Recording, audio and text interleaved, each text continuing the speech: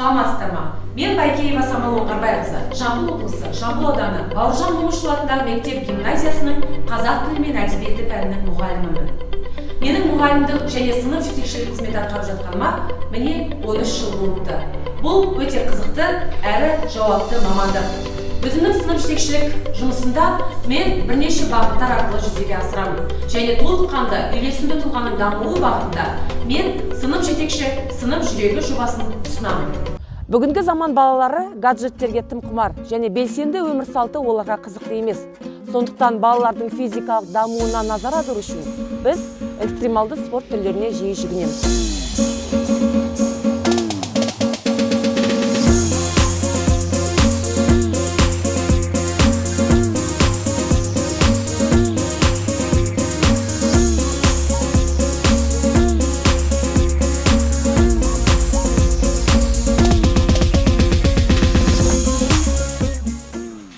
Спортпен шұғылдану адамның физикалық дене күшін жетілдіреді, балаға өз денесіне иелік етуді үйретеді және кеңістіктегі ақыл-ойын дамытады.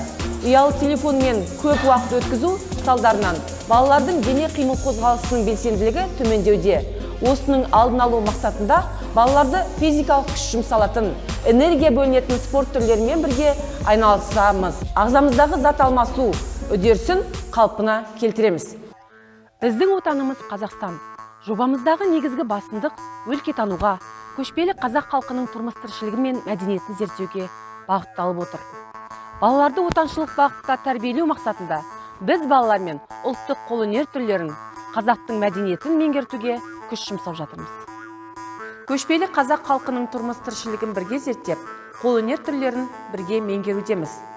Ауданымыздағы техникалық шығармашылық және кәсіптік бағдар беру орталығы қызметкерлерімен бірге жұмыс жасап, балаларымызды ұлттық қолөнер түрлерін меңгеруге дағдыландырудамыз.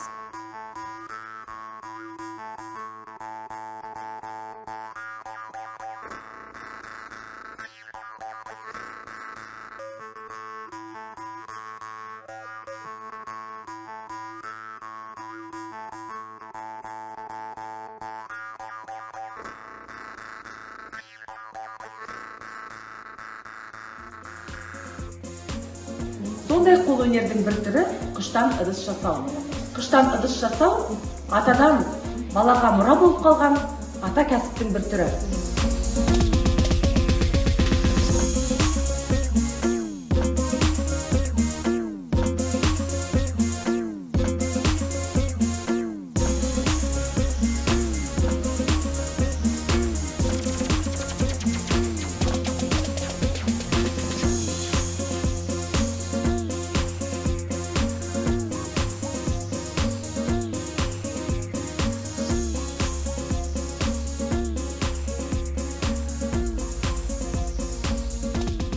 Осы өнер түрлерін меңгере отырып, біз үнемі облыстық, республикалық байқауларға қатысып, жүлделі орындарды иеленудеміз. Ұлттық қолөнер түрлерінен жасалған бұйымдарымызбен мектебіміздің үшін ұлттық нақышта безендіреміз. Сабақтан тыс уақытта экологиялық мәдениетті қалыптастыру өте маңызды. Бала экология туралы білімді құлағымен естіп қана қоймай, осы жұмысқа өзі тікелей қатысуы керек. Сондықтан оқушының түрлі секцияларға, клубтарға, туристік серуендерге қатысқаны өте дұрыс. Осы мақсатта біз оқушыларды экоквесттер, шеберлік сағаттары, сенбіліктер, қайта өңделетін заттарды пайдалана отырып, экоматериалдардан бұйымдар дайындау жұмыстарына белсене қатысамыз.